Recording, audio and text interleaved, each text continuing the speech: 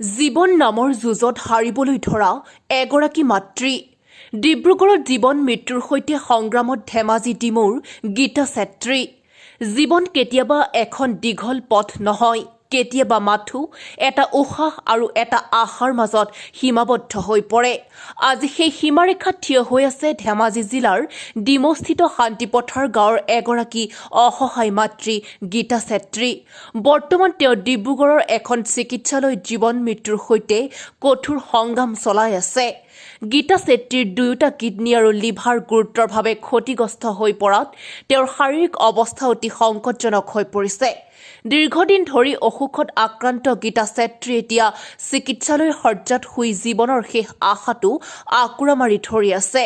তেওঁৰ চিকিৎসাৰ বাবে স্বামী তেজ বাহাদুৰ ছেত্ৰীয়ে সাধ্যমতে সকলো প্ৰচেষ্টা চলাই আছে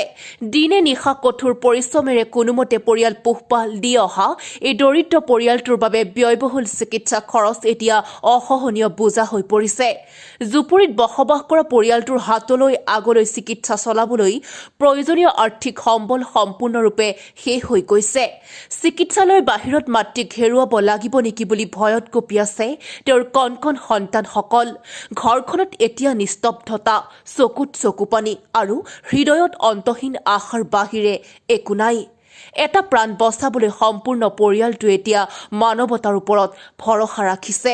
গীতা ছেত্ৰীৰ জীৱন ৰক্ষা কৰিবলৈ তাৎক্ষণিকভাৱে অধিক চিকিৎসাৰ অতি প্ৰয়োজন বুলি জনাই পৰিয়ালটোৱে সমাজৰ সকলো দয়ালু ব্যক্তি সংস্থা সংগঠন আৰু সমাজসেৱীসকলৰ ওচৰত সহানুভূতি আৰু সহায়ৰ আহ্বান জনাইছে আপোনাৰ মোৰ এটি সৰু সহায়ো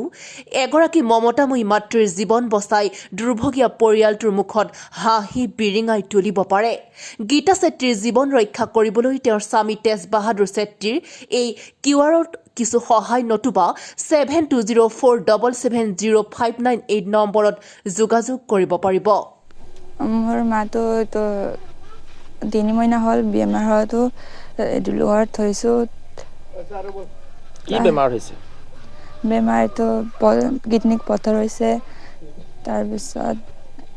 এইটো পেচাব বন লিভাৰৰ প্ৰব্লেম আছে আপোনালোকে যিমান পাৰে এইটো সহযোগ কৰক আৰু আজি আমাৰ 2 মাহ ধৰি আমাৰ চিলাপথাৰৰ ডিমৌ 2 নং শান্তি পথাৰৰ নিবাসী তেজ বাহাদুৰ দাহালৰ পত্নী গীতা দেৱী অসুস্থদিন হৈ আছে এখেতৰ কিডনিকৰ সমস্যা লিভাৰৰ সমস্যা হোৱা প্ৰায় 2 মাহ ধৰি ডিব্ৰুগড় চিকিৎসাধীন হৈ আছে সেয়েহে সকলো অসমবাসীক এই দুৰ্ভগীয়া পৰিয়ালক সহায় সহযোগ কৰিবৰ কাৰণে বিনম্ৰতা অনুৰোধ জনাওঁ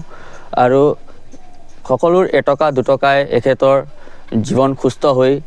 আহিব পাৰে বুলি আশা ৰাখিছোঁ তেখেতৰ স্বামী কি কৰে তেখেতৰ স্বামী বেংগলোৰত কৰ্মৰত আছিল